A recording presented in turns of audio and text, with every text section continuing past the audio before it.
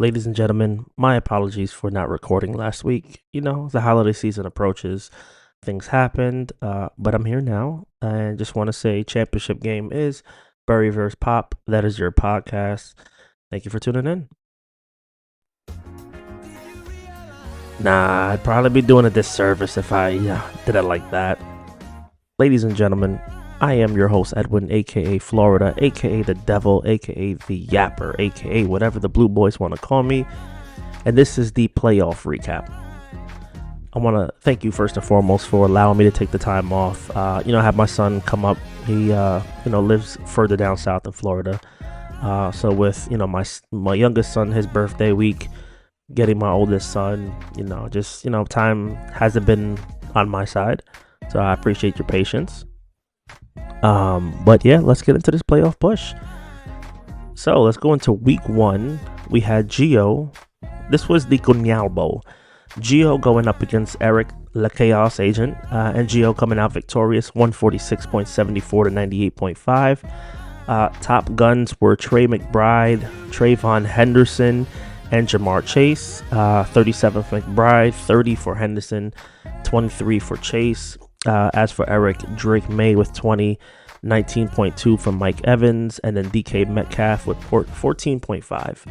I believe this was the game that the Steelers, who the hell did they play? I forgot who the Steelers played, but this is when DK had, I think, like 5 catches for 130 yards in like the first quarter. DK Metcalf went off. So Gio getting the victory on that one. The next matchup, we had Hit the Gritty on the Lamb with Javon, beating Russia. So thank you for that, Javon. 152.1 and 139.06. Russia's top guns were Kyron Williams with 21, JSN with 18, and Saquon with 17. As for Javon, a surprise performance from Brian Thomas Jr. with 17. Cortland Sutton with 24, Tyrone Tracy with 24. So good game to that. So normally I would do like each and every single team, but I'm gonna be honest. Playoffs, we're just gonna focus on the winners bracket. The consolation ladder doesn't matter. It was a good season, fellas. But if you want to do so, then hey, I wanted to be in Jay 159 and 76.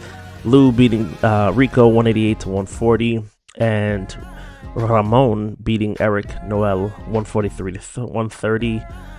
The bye week belonged to Bury and Pop, the Blue Boys, so shout out to them. And despite being on a bye, Bury managed to get 139.32 points from his team, which was interesting. Which then brings us to round 2. And before I get into round 2, I just want to point out that I said from the beginning, Bury has the best team. And Bury is the team to beat. Let's just be honest. He had the best record. He's been performing and been solid. Pause all season long. So for the winners bracket, and this, Javon said yesterday in the chat, this, him and I don't know if it was his cousin, if it was family or whatnot, but he did say that he is in the finals in his other league, and the rivalry's like a Rock Austin. This rivalry that I'm going to talk about right now is more like a Triple H Rock. It's a good one. But we have Bury going up against Gio, and Bury winning 150.46 to 142.5. James Cook having a monster game, 26.4. Pickens showing up with 26 points, and then Jahmyr Gibbs with 22.8. As for Gio, 30 from Herbert, 21.9 from DJ Moore. Jamar Chase with 19, but coming up short by 8.5 points. So shout out to Bury for the victory. Bury has solidified himself to going to the championship. The other matchup was Pop versus Javon. And I think I said in the last recap, I had Javon versus Bury. I had a cousin bowl going on. But Pop wound up getting the win. So shout out to Pop, 110.8 to 98.64. And I believe that the Lamar Jackson injury kind of messed things up for Javon. Lamar had a solid game, and I'll be honest, I didn't really watch the game. I was, busy with family. But 110 to 98. Pop had 19 from McMillan, 16 from the Houston kicker, and 14 from Dalton Schultz. Risky, but it paid off. Risky move, starting a bunch of Texans. And I get it, as against the Raiders. I kind of would have done that too. So shout out to Pop for good GMing. As for Javon had 20.6 from Sutton. Harold Fannin Jr., who has been his star pickup, 19.5. And Justin Jefferson with 14.5. This was a very close matchup. But once again, shout out to Javon, shout out to Gio, shout out to Pop, and shout out to Burry for making a very interesting finals, or like a Final Four, which now brings us to the championship game. Pop versus Burry. Pop versus Burry. Who is going to win this? Based on like when I'm looking at this current moment, Burry's projected to win 139.7, so 131.8. Let me go into the matchups real quick. Let's see how they match up. Here's the interesting thing. Does Burry make changes? I'm just going to throw my opinion out there. You don't have to take my advice. But as a guy who's been to the finals before, Burry has an interesting matchup going on because he has Matthew Stafford on a Monday night against Atlanta, or Dak Prescott against a hurt Washington team. Does he let his fandom get the best of him? Josh Allen's hurt, first and foremost, and he's going up against the Eagles. This is a very interesting matchup, first and foremost. I do like the pickup of him getting Nick Chubb due to the fact that Woody Marks is out. Key thing also, does Davante Adams play? Let's say Davante Adams plays. You can easily throw him in there, take out Chris Godwin. This couldn't go either way. I'll be honest. Here's a tricky one. I don't know if Burry made this move already, but I do see he picked up the Patriots defense. They're going up against the Jets. Anybody going up against the Jets is a guaranteed win, unless you're the state of Ohio or Atlanta.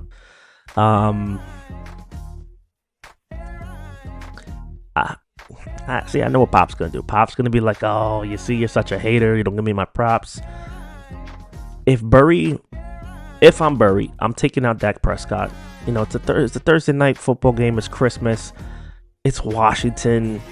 Dallas has nothing really to play for. The Rams are trying to still secure that number one spot. So me personally, I'm taking out Dak. I'm putting in Stafford. If Stafford also has Davante Adams, this could be like a Hydra where you'll get double the points. So my personal opinion is I would take out Dak and I put Matthew Stafford in. Depending if Davante Adams plays, if he plays, you take out Chris Godwin. I don't trust Tampa Bay. Reason being is why Pop has Egbuka on his bench. For those who don't know, Tampa Bay, I believe they were 5-1 when they played that Monday night game against the Lions. They've lost 7 of the last 8, which is crazy. 7 of the last 8 games they've lost. And this also, you know, Josh Allen, is he going to be healthy? Josh Jacobs, is he going to be healthy? DK Metcalf getting suspended does add more, you know, opportunities for Jaylen Warren to run the ball. But like I said in the chat, I do feel like Calvin Austin's going to surprise everybody, or Jonnu Smith. You know, it's not going to go the way we think it'll go. You know, Vegas does have Vegas, they know what they're doing. Carolina versus Seattle is a very good matchup because Carolina is actually, for the first time since 2015, trying to solidify a playoff spot. So that's a good. I like the Pop has McMillan in there. I see the pickup for Strange. Jacksonville is surprising a lot of people. You know, first place team, possibly the number 1 seed in the AFC. See, I don't know if this was mentioned earlier. Let me take a look at this. Let's take a look at the players, the waiver wire. Let me just take out the QB because no need a QB, right? Let's go to flex. If we're doing flex,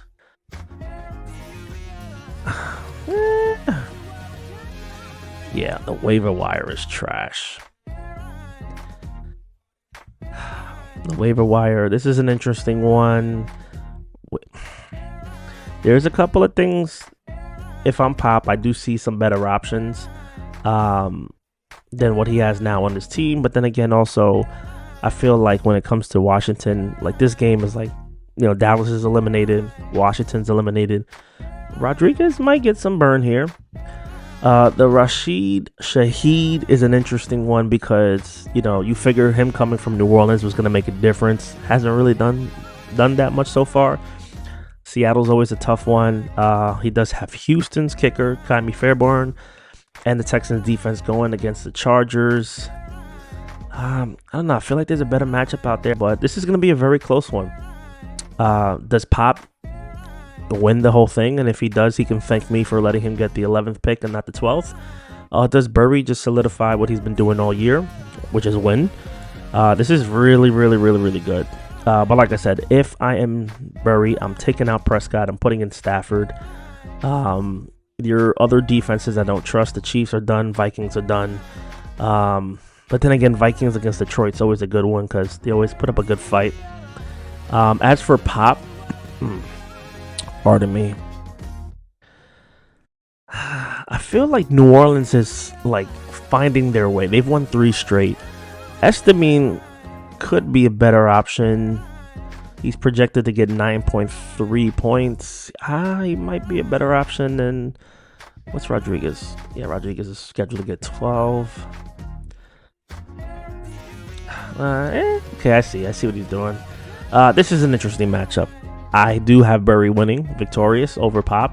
I have the score of 141.3 to Pop's 121.6. If that would be the exact score, that'd be crazy. But yeah, I have Burry coming out victorious. I do want to say congratulations once again to everybody in the league. This has been a fun season. It's been a lot, man. So thank you very much for being competitive. Thank you very much for the just the season, making it a fun one where no one was like a sour. I've been in leagues where people like once they lose, they just start doing some corny shit. I appreciate each and every single one of you guys for making the league fun, for tuning into the podcast, just for making this season from the draft all the way to the end of the year, making it fun, making it something to look forward to. Us as men, sometimes the work week can be a little bit tough, and we're like, but you look forward to Thursday night games, the Sunday games, the shit talking. But it's been a fun season. I hope we can do this again with the same group, the same people. And it's fun because everybody genuinely gets along with each other. Everybody genuinely, like, nobody's, we all been in some leagues where it's corny or somebody just does some like outlandish shit. I'm glad that we have like structure here. So I want to say thank you first and foremost. This has been your weekly recap. I'll see you at the finish line. Well, yeah, Burry, congratulations. I'm going to say it early. Congratulations to Burry, as I predict he will be the champion. But also shout out to Pop. I have Burry winning the 800, Pop winning the 3, and Gio versus Javon. There's still a chance to win your money back. Javon doesn't like his chances, and I'll be honest, I don't like his chances either based on his picks. I have Gio getting back his money from the league. You think Pop's gonna win? I thought so too. But yeah, ladies and gentlemen, this is your weekly recap. Thank you. It is 8:56. Thank you for bearing with me, while I was out. Good night, y'all.